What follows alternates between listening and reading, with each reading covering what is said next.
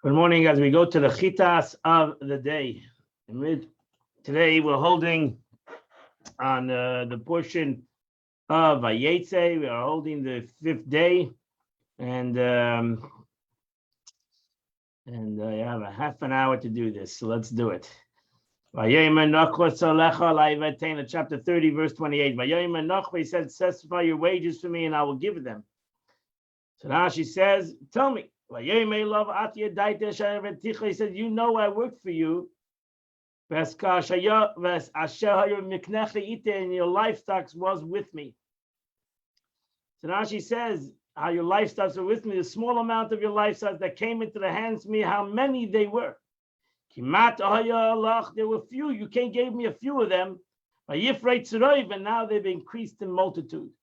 And God blessed you. Because of my arrival. And now, when will I do something for my own household? Now she says, to my foot, with my foot. Because of my arrival, blessings came to you. For the needs of my own household. Now only my children work for my needs.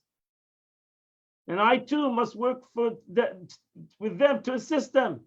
So it's time for us to do for our own home, not for you. He said, "Why will I give you?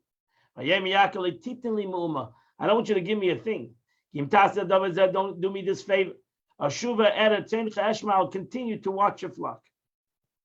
Verse 32, and go and pass through your flock today. Remove from there every speckled and spotted sheep. And every brown lamb among your sheep. And all the spotted and speckled ones of your goats. And that will be my wages. So now she says, they were spotted with small patches like dots. Expression of patches. Chaim. What means brown? Chaim is reddish sheep. Those that will be born from now on speckled and spotted among the goats, or brown among the sheep, will be mine. Those that are here now, separate from them and trust them with your sons. So you don't say to me concerning those born from now on, these were there from the beginning.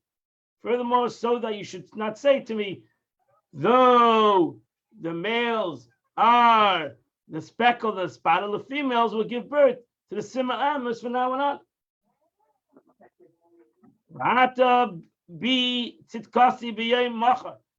And my righteousness will testify for me in the future date.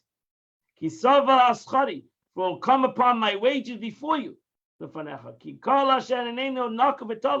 Wherever is not speckled or spotted among your goats or brown among your sheep shall be counted as stolen from me. So from now on, you take all the speckled and the brown spotted. From now on, any sheep that will have that will be. So my righteousness will testify me. If you suspect me of taking anything of yours, my righteousness will testify me. My righteousness will come and testify about my wages before me. I will find in my flock only speckled and spotted ones. Whatever you find among that is not speckled and spotted, I have obviously stolen from you, and only through theft and is in my possession.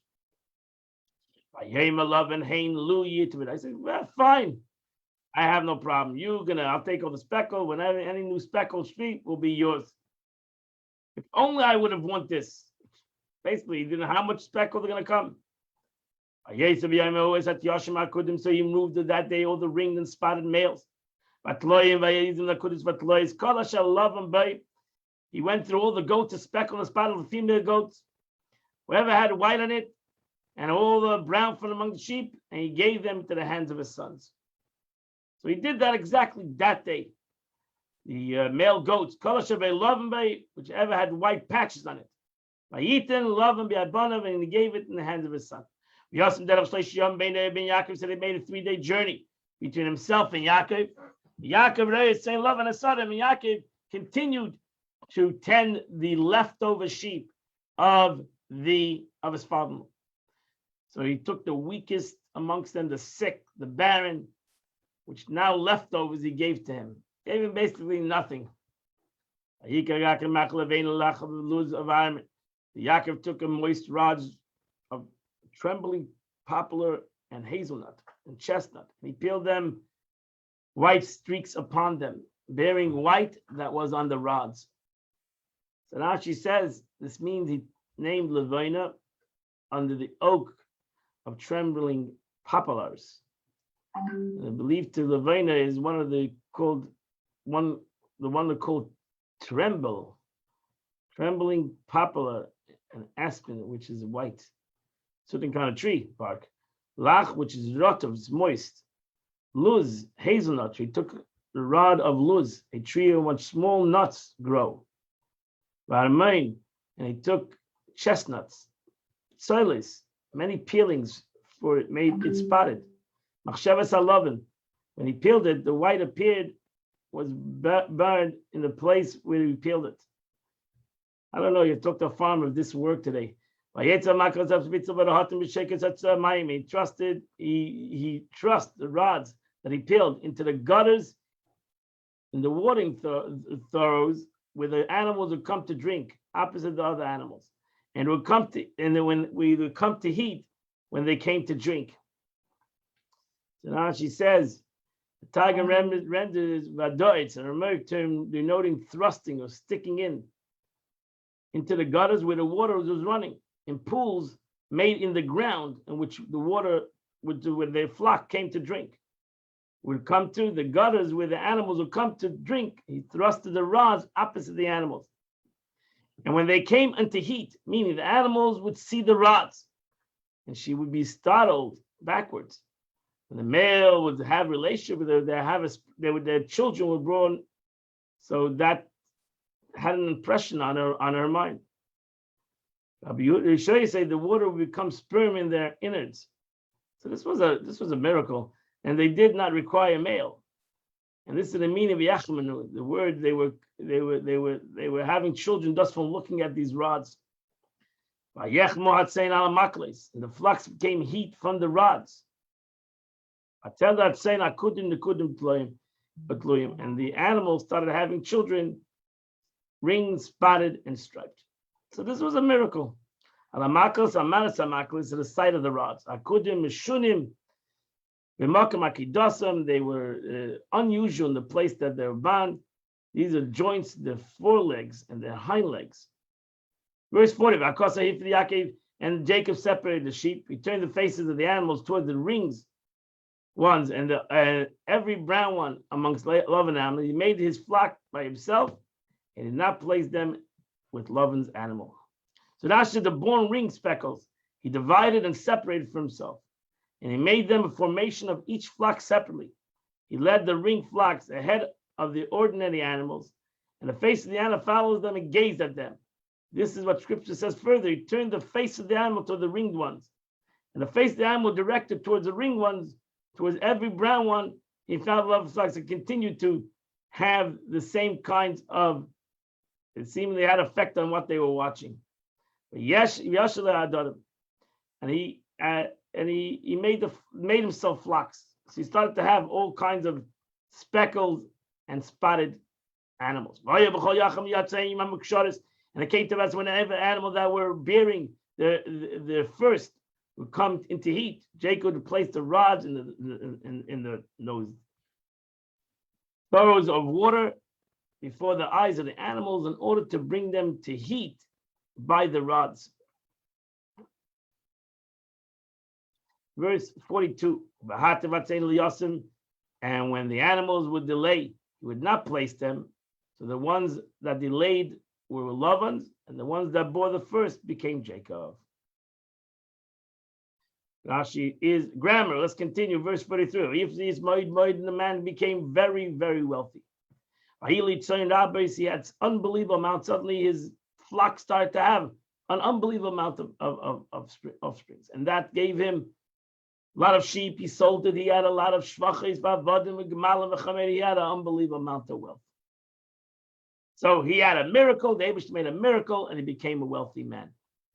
They're fruitful and multiply more than other animals.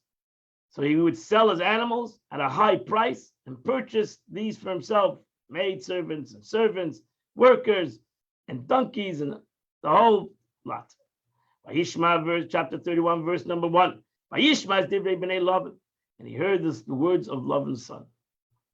Lavan heard the words. Lakach Yaakov as kol shalavinu. Jacob has taken all that belonged to father. Look at that. He started off with a couple of sheep. The guy is loaded. Mashel Avinu asas kol hakavod, and he got everything from our father. He's acting like this rich guy. Well, everything came from Laban. So suddenly Yaakov saw that Laban was not looking at him the same way.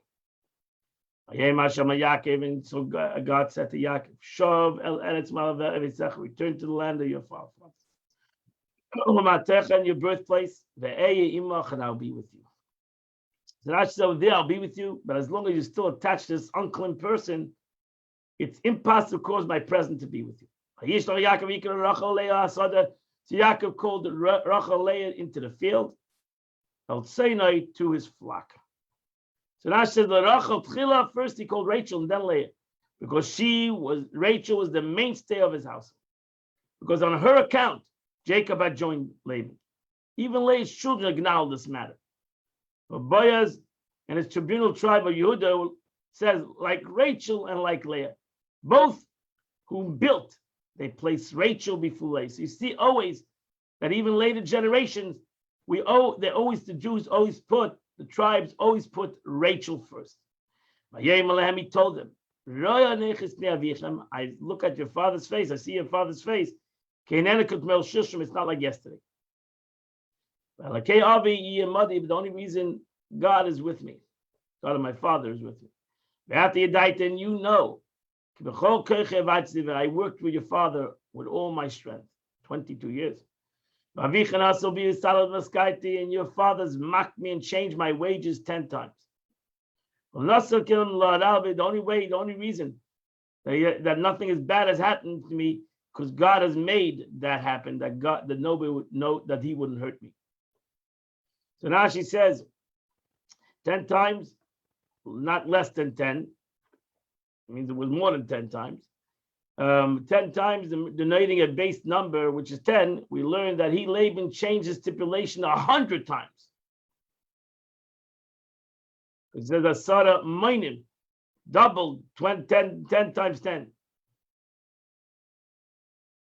Verse 8, if he said the speckle one shall be your wages, all the sheep had speckles. So he changed his deal. He said, no. He said, no, it's not going to be any more speckles. It should be the ring ones. Suddenly all the sheep are having a ring one. And God separated your father's livestock and gave it to me. When I came past the time the animals came to eat, I picked up my eyes. I saw in a dream. He said, even so, that's where you see it was a miracle. Yaakov Avinu put it into work, but it was changing so many times, it was impossible to do it. So he said it was all a miraculous situation. I tried to do it, but it was a miraculous situation. So even the love and separated them all, so that the animals would not conceive their likeness. He outran me. We were trying to trick each other, and I tried to trick him, but he out-tricked me. But you know what happened? Even if he out-tricked me, the angels came and they separated, and they made sure that whatever needed to be born were born. So it was a miraculous situation. And an angel told me in my dream, he said, Yaakov, and I said, here I am. He said, now lift your eyes and see. Look, you're going to see. This is a miraculous situation.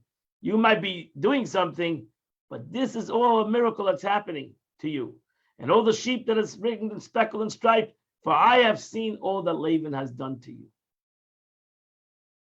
Verse 13. I am God of Bethel. I'm the angel of Bethel, which you made a monument. Which you pronounce a vow to me. Atakum tsemin aretz, go out of this land. Hazois, this land, Veshuv, go out of this land of Haran, go out of Iraq, and go back to Israel. So Beis El, you called it Beis El when you came down. Mashachta is an expression of grandeur, greatness. You anointed the stone, Ashnadaita, and you must pay up. For you said, I shall be in the house of God. Verse 14. Rachel and Leah replied and said, do we still have a share in inheritance of our father's house? We have nothing here. We have nothing. We're daughters, so we're nothing. We're nothing in his eyes. Everything's going to go to his sons anyway. We not only are we nothing in his eyes, he actually considers us strangers. He sold us. He sold us to you. Right? You worked, you like paid for us. This is like a normal father that does this to his son-in-law. He sells him his wives. For he sold us and also consumed our money. So even at the time when people usually give a dowry to the daughters, right? Usually it goes the other way. The dowry comes for the kala. So he should have given us money. He should have given you money to marry us. He did it the other way. He made you give him money. So he treated us like strangers. He behaved toward us as he behaved toward strangers. So he sold us to you as wage for labor. We kept it, and then he ate our food because he kept all the wages. He didn't pay you. So therefore, we all suffered under his pay. For all the wealth that God has separated from our fathers is ours and our children. So now all that God has said to you, let us do. That's it. If God said to you, go, let's go. Let's get out of here. That completes the Chumash of the day. We're now going to go to the Tanya of the day. And we're going to continue the, we were holding. We're still in the fourth essay of the Alter Rebbe. And the Alter Rebbe is explaining the greatness of a mitzvah. And even more than that, the Alter Rebbe says. The Alter Rebbe will now state that beyond and above discussed superior quality of mitzvahs, requiring action, as well as the study of the law of the mitzvah, the hilcha, the halacha, they are also essential superior to the source of the soul by the virtue of their source. Thus, the love and awe experienced by the soul through spiritual in nature pale in comparison to these mitzvahs, even though they are performed with physical entities. Not only because these mitzvahs and the extraction of the sparks accomplished thereby are ultimately the purpose of creation, but in essence, that's what he said before, but in essence too, they are superior to the source of the soul. A mitzvah comes higher, it has its source even higher than the soul. So therefore, the soul receives an elevation through this mitzvah. For in truth, the purification of Imbriya and Yitzir of the 288 sparks of Toyu, which is the rectification of the sparks of God in these worlds, of the Torah mitzvah through the Torah mitzvahs in thought, speech, and action, as we said before, that through the thought, speech, and action, ultimately we elevate the sparks that are in even the spiritual worlds. So we rectify the world from up, all the way from the top, all the way to the bottom, all the way from the highest level of the world of emanation, all the way to this world of action. But really, it goes even deeper. Because these mitzvahs, Gavayim B'Sharsham, the source of a mitzvah is even higher, even higher from the soul, nefesh, ruch, neshama of a person. For they derive from the divine name of Sag. That's one of the names of God. We mentioned Shema 45, Shem Ban 52. And now you have same Sag, which is 63. We're not going to go into that. We're going to go on to Pnimis Adam Kadmon. So the name of Sag, which is one of the names of God, Samach Gimel, which equals up to 63, is the internal aspect of Adam Kadmon, primordial man.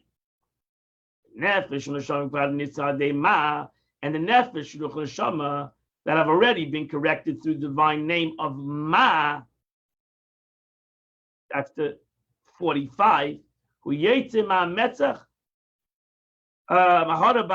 This name issues from the forehead of Adam Kadmon, being a mere reflection of it, but not its essence.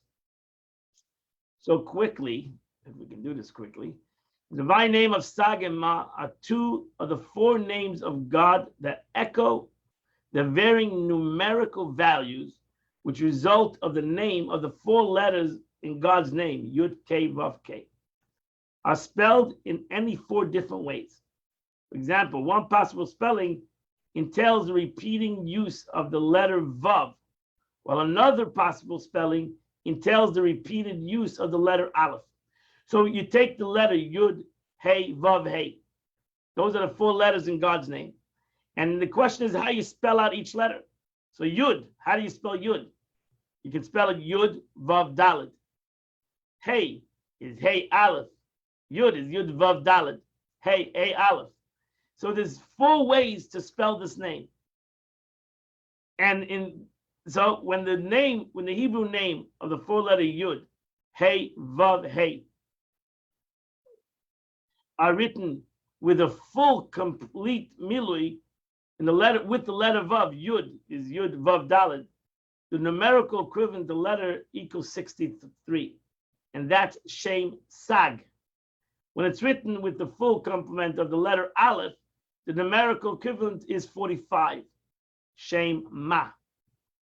The Kabbalah explains that the name Sag, that means God's name in its full way, it's written out fully, is related to the world of Toyu, while the name Ma is related to the world of Tikkun, which is inferior to it.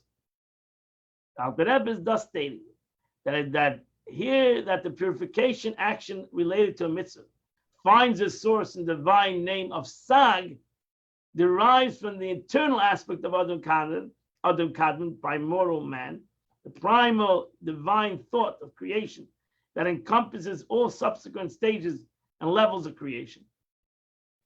So that's where it finds itself in the thought of God.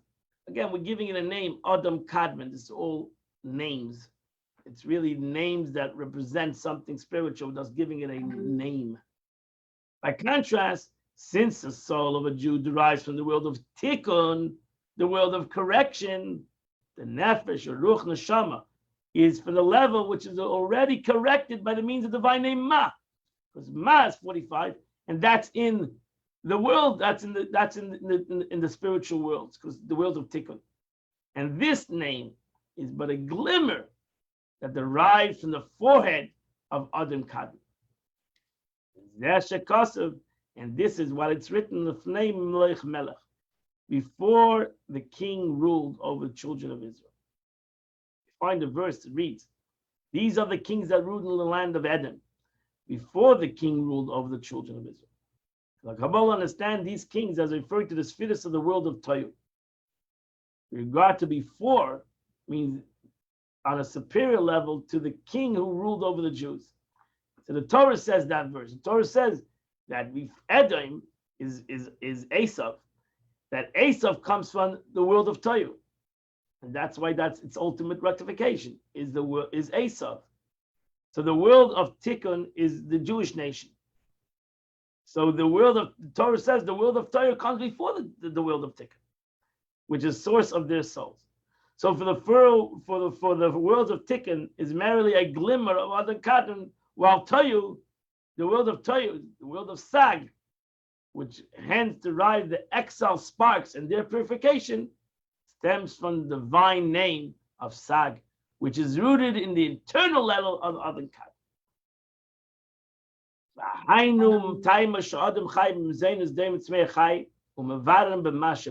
For this reason, man sustains by food and inorganic vegetation, and lives living classes and purifies them by ma within them.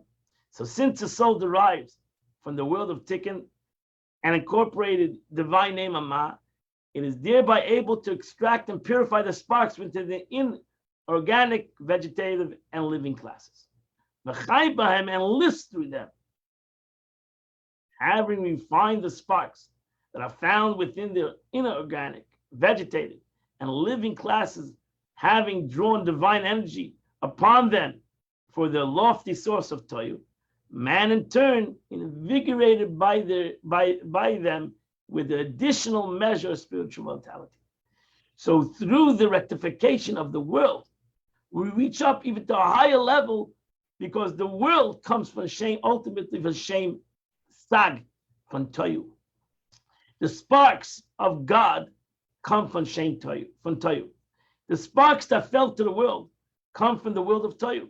When the world of Toyu broke, so the sparks of God came down to this world. So that means the sparks of God come from a higher place than the world itself, and it comes into this physical world. So by rectifying, by doing Tikkun Olam, which we call to rectify the world, we actually reveal a much greater light in the world. Because these sparks come from the world of Sag. Even more than that. It's written my face. When Moshe Rabbeinu asked to see the face of God, he said, you cannot see the face of God. Because the inner aspect of the true aspect of God cannot come down and descend below. Only the external aspect and the hinder part, which is only which is a weathered vestige of supreme wisdom. Thus, the love and awe which man connects with supernal attribute mitzvahs, which are the innermost essence of the spheres, cannot draw down into the soul the innermost essence of these attributes, but merely an external aspect. Action related to a mitzvah, by contrast, derives from netzach the external and revelatory aspects of the spheres. This low level can descend below in its essential and inner state of the mitzvah itself. And another point in which the mitzvah require action are superior to love and awe we experience by the soul. For verbalization and any phrase of the supreme wisdom does not procreate. Imparting wisdom does not create any being ex nihilo. Where a drop drawn down from the vessel of supreme wisdom, like a drop that derives from the Father's brain. So an action has more power than Chachma. This action, this droplet of semen, creates. So that droplet of semen is the concept of the action. So all the Chachma is not going to create a child, but this action will create a child. And this ultimate spiritual wisdom is connected to this action. Why? Because in this action, has within it the essence and the nature of the supreme wisdom. The opposite is with thought and speech. Even you're going to have an intellectual conception in any field of wisdom. The wisdom is mere reflection that extends from the essence of the intellect of the soul. And so too the reflection is mere garment for the very essence of the intellect. And the intellect in turn is but a reflection and a garment for the essence of the soul. Contrast, there is also drawn into the drop action. Look at it in this tipper, in this droplet, you have the whole essence of the Father. You have everything in him that he creates a whole new being. And therefore, a father can have a child like him. That's the difference, that from the souls the difference of souls and humans. Souls, they come out from the kiss of God, but they're spiritual. They can't have offsprings. But souls that come out of vessels, and vessels contain even more than oil, because vessels have the essence. However, vessels or tils become the soul of Bria, Yitzir, Asiya. And from this soul emanates two manners of issues. And therefore, the intellectual love and awe, comparable to the angels that issue from the supernal kiss, which irradiates also the external aspect of Chabad, Chachma, Bina, and Das, the three intellectual spheres, and Bri, Yitzir, and Asiya. The reason is that the innermost dimension of Chabad and the essential nature and dwelling light, Pnimi, cannot be revealed except through the radiance of the vessels that descend below, as does the seminal drop of man issuing from his brain. And as it's written, so that's why God said, you cannot see my face through intellect. The only way you can see my face is through action, through doing an action. And that's why, again, Moshe Rabbeinu had a great desire to come to Eretz Yisrael, to do the mitzvahs of Israel, not in a spiritual way, not in a intellectual way, but actually in a very, very physical way, because that, in the vessel, you have the essence of HaKadosh Baruch Hu. That completes the Tanya of the day. Today is the 7th day of the month, and which is in your Tillim, it's chapter 39, 40, 41, 42, 43. So 39 to 43. I wish you all a great day. In Mitcham today, we have two great classes coming up at 10 a.m., either at Chabad or on Zoom or right here on Torah Direct. At 10 a.m., the portion of the week, and at 7:30 p.m., we're having continued the class, the JLI class, Outsmarting Anti-Semitism. Have a beautiful, wonderful, happy, healthy day.